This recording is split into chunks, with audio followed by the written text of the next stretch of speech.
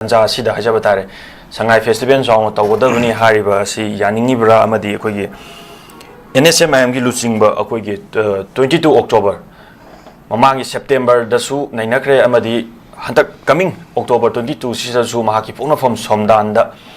Laklani Haibagi, fixed that, Koi Tolokpa Sida, Koi Mi Pining Eye, Oiba Kamalady, 2010, Muibana Maki Puna from the Ukulda, Lakna Buhona, the Kogi. National Highway koi mau geta thoning da ba thok khut thokna ba pali ba sarkar ga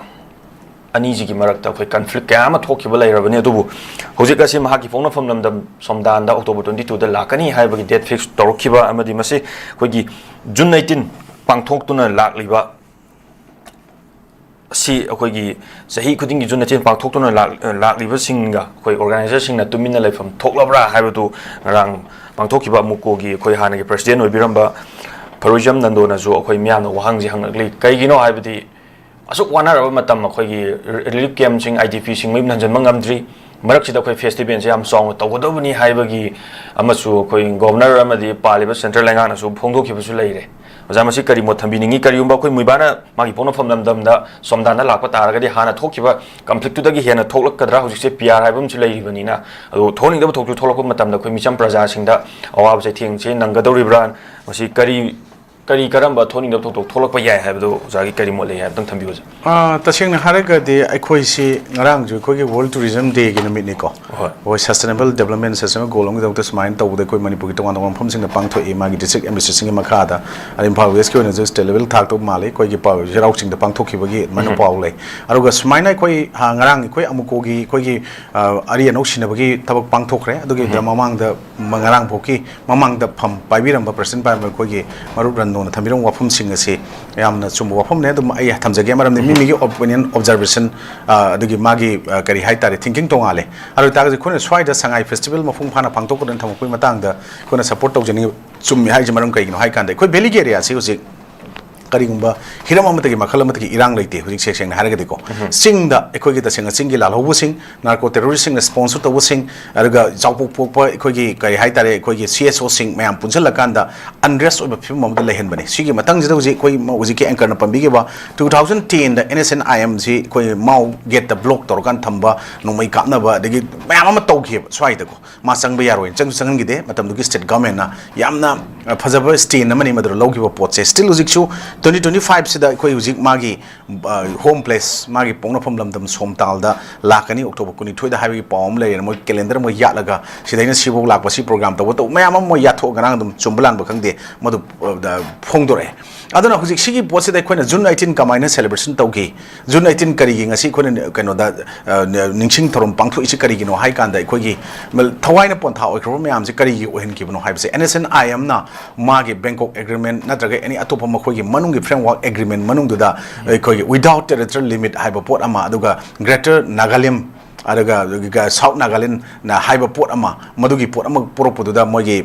potsi koi mayamna praja mayamna yaroi hena protest ropoda even thawai mangna grine hauji ekoina amu Iran conflict koi kuki narco terrorist singa mite ganen tahan ba Indian Union gi mathakta du state government gi mathakta koi separatist movement sagatli ba aduga separate administration with legislative power like Union territory amada pi ba adugumba pot chakthung pi ga dawne noji tawriba kanggu singsina Iran sagalagu ji unrest ona sahi aniga tha manga sujale mari mapung phagre ko leira aba matam masida tasengna hujik chumba among tholok ba haibase koi mai cha ingai da mu thaw hajin ba chamana ba pot ama thokadra haina khalle anu June 19 de gena Sathi batam thiba ma thola kana ma se civil war taningsit toroga tafatan lerma posida asengba civil war ama tarakoi film ne swais da ekoina hujik ningsang bi ai hujik ningsang e ngasa ekoina paper khar da ekoi gi yaw khipa PR thamjilak pudagi miyam gi mihut sing punsin bada chauba kaiba mo oire adu ngamdabani ana ekoi gi speaker saita bertana phongdok ki bangrang adum bo function amda phongdok ki wapam tam ise masi sine aina yam nokning ise aduga ikai bu fauri se ekoi si mebak asira leiba miyam represent toriba people represent eki makhada aduga democracy lebak amni election the pangtho okanda ekogi mikhal mirep mihut ekoi sigi em ahum hai dare ko ai short masigi da yam maru post da khallaga karakib sing jai koina mikhal pangtho ibista ekoi gi oiba mirep sing se masi ekoina khalobuda chumdrabra asoi khara leirabra haina praja miyam haiji mayek chang aruga mihut oriba singsina hojik thamaiba wapam sing makhoi uthoriba singsina tasengna makhoi gi manungi aruga reality mayam haibtare ekhoi elected amu oibagi chap chaba makhoi da responsibility lobungam do mayam oirabra wapam sing asina mage sagti wana te ko koin haise mamang de khoi government ji PR lakhiba matamda hana gi former CMN Birena masi ai resign tawtho en tawtho thokibadagi ngasidi suspended animation da article 356 imposed rogos laide sigi mathakta article 356 imposed is karigino total administrative failure and constitutional maturity breakdown to wagini Indian constitution p provision manungda exercise tarokpani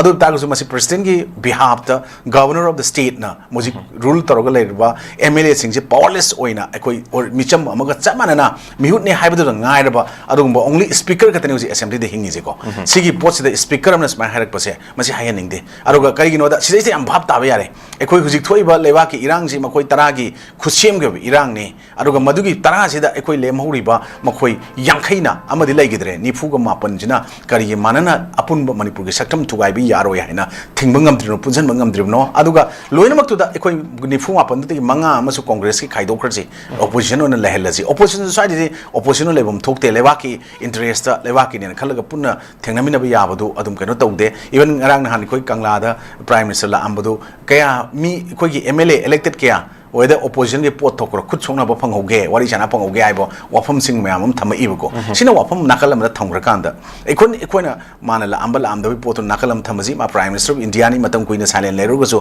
lakbo lakcher gar sanu madugina moi pot ama oiraga ekoi ta sengna harega di hauji ekoi manipur da hauji manipur si yamna nungaitaba situation amada aruga my condition amada ngasi tahlei pose karai dagi no hayu kanda ekoi miyang mi husina sumaina masagi logodaba self responsibility natraga magi moral duties me am sing ning perform toroktabadana ekoi di magi first and foremost duties kari no haibje kawgrain khale first and foremost duty on elected say to protect the dignity of the house because house shows a nation haibdi kaino the first and foremost duty of the elected say kaino to protect life and property of common people haibse ngasi kaurokpone laweba sigi posida ekoi tasengna makhoi sumaina ekoi ngasi kairiba PR lakrisi kaigino isa gi chokri mkhong tek tan onaba isa na pham pamba lewa ki oba kaino interest kautho ganda isa gi wakhalduna satpa yadi ko haibji achu param ne khala huji su punjin matam yodribra haiba potsineba aduna ngasai ekoi mamang dai pen hangal kan ekoi gi sauna ekoi sangai festival tawum thui aruga ekoi sumaina kaino leite irang leite haiba upham thui haibagi namada mali ekoina wakhalon pandam na mali amuko ki president obiram koi marup nandona thamgi wafam se admain tawdana aikoi sida ekoi gi peace leire aduga ekoi popular government ama install tawbuna chumi lebak miyang gi wakat pam leite adu popular government num leire gadi wakat pa yai hoji even governor sangaga hanan wakat pa haibase yamna tangna thokpa thongdok amani wakat pa yaro do pot en khali aduna sigi mayam se kano torokanda ekoi hujikti ekoi manipur sida ekoi peace sanjal na hona bada ekoi gi hana tawjaramba popular government lerimda chatharamba thabuk thorom mayam sige tamna tamna paikhatla kanda peace sanjale aro government lengak podi yogi do sung gyan tarakanda kogi popular government install throbo sum manage pain thamjai sorry aduga ja kogi irang thohaliba koi manipur da irang thohaliba si MLA pongyan hokip na kano to honmani haina kogi ramejin da kyam sundu boda maha si disqualify to godabani haina kogi rang asi cover da habit yaw kreoja ko headline soina adu mase kyamuk yamna chumi bano mahang na phongdokliba hebje oja kari mothami ningo jagi de masidi sama kakninga letra wafam ne maramdi paunula hawkip se irang thon bada MLA paunula hawkip disco irang tholiba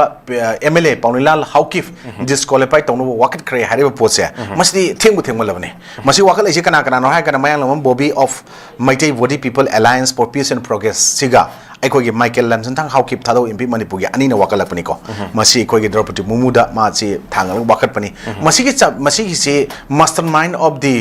present conflict crisis ethnic conflict ai tare ko sigi pochi aikoi manani haibasi yano mek senge kali no kanda maswai da moina wakalak pada manung du yaure disqualification tawgadabani magi kano si panular hawkip sauket assembly gi my MLA si haipa matamda mangonda magi oina mana pairiba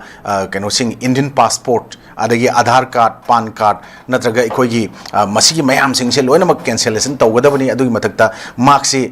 कनोदा मागी origin मागी country दुदा मागी मफम दुदा माजे deport तौगदबनी थिंदोकी दबनी हाय वाफम सिंग यावरे सिगी मनुंदा सि हारि जे करिगिनो हाय काना मासी मागी पोसी यंको माजी होजी मागी रेकॉर्डता मागी सही से कनो निफुतर लयेबा मागी सही मागी प्रेजेंट एज से अदुगा मागी मचानुपिना सही निफुनि थोइन पाले सि ओइथोक्तो पोनी को सही मरीदा मा सही अहुम मरीदा मपा ओइबनी माना ओरिसे को सिदैसा अदुगु मासी मागी डेट ऑफ बर्थ मागी लेसिंग मतुंगिना मागी पालिसे 1974 पाले एज पर रेकॉर्ड अदुगा 1992 दगी मासी 74 द पोबनिना भोट थादबा याबगी मंगोन द राइट टू पीरे फंगे अदुगु माना करिगी दमक्ता मागी वोटर अमने रेजिस्टर तबसे करिगी 2021 दा हाइबा तारे को 22 द करिगी माना वोटर चल्लिबनो मागी इलेक्शन कंटेस्ट तबसे 2022 ददिने को सिगी हेक मनुंग सिदा वोट कंटेस्ट तरम दाइदा मासे वोटर चलगा वोट लेपपने देन माना लेपइबो सि करावाइ दैनो कुकी हाइबा अम्ब्रेला तुप्पकाना करम मखलगी umbrella any Kuki tribe umbrella तुप्पकांदा ngasi manipur moi ahum ne kara ise ko koi gi kimyau keno hanching koi keno gi cycle gi ko ma adu amadu karam no maming do ai ningching thoktre moi ahum kare ko sigi kara ibo posing sida ikonu ji haining badi tasengna Paulinan Haukim na hujik maji engineer ni sigi main engineer ni aruga mane engineering the current ethnic conflict in the state and hari report se karai dagi maji hen mana sumaina masi sakala ibno aduga separate administration gi with legislative power union territory gi adu main pi gadabuni and hari iba tala ije hen kanjala iba mayam je sum irang makan hen thole ibe mana mastermind oi haibasi kaigino hai kanda even हानगी former CM N Biren ना कनोसी कोई any Kuki tribe से मसी ST list की लौथोकदबने recommendation थारकपसु मकोय क्वाय सावम ओए सिगी मथक्ता मुक्सु अखोइना any Kuki tribe से दे कोई थादौ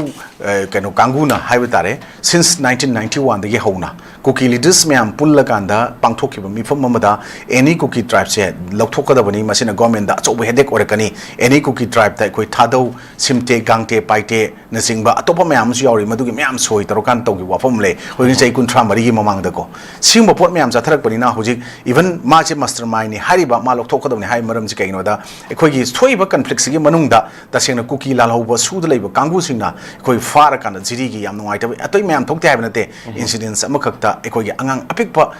यावना मोय नुपी अंगांग मोय मंगा तरु हाटखिबसे मसि लमन खुमबने ना माना हाइबा ngamiमने एखोगी मैतेगी मथक्तको अनु सुंबम पोटसे एखोइना आइडिया ऑफ मणिपुर गी अगेंस्ट लेबा मखोइना कांगु अमगा आइडिया ऑफ मणिपुर सागत पाम कांगु मगी मरक्ता थोकपा क्राइसिस कन्फ्लिक्ट नि अमना मपानगी सैदांगगा लेरकपा अरुगा मरमदम नत्तबा एखोगी मपानगी चंगछलपा कांगु मपु सानबा होनरकपनी अमना इरमदम मणिपुर सिदा इंडिजिनस ओना येलो फ्रुप ओइना एखोगी लेमिनरपा हमिन कामिनरपा नेटिव पीपल ओन लेरकपा मयाम पुल्लगा ngasi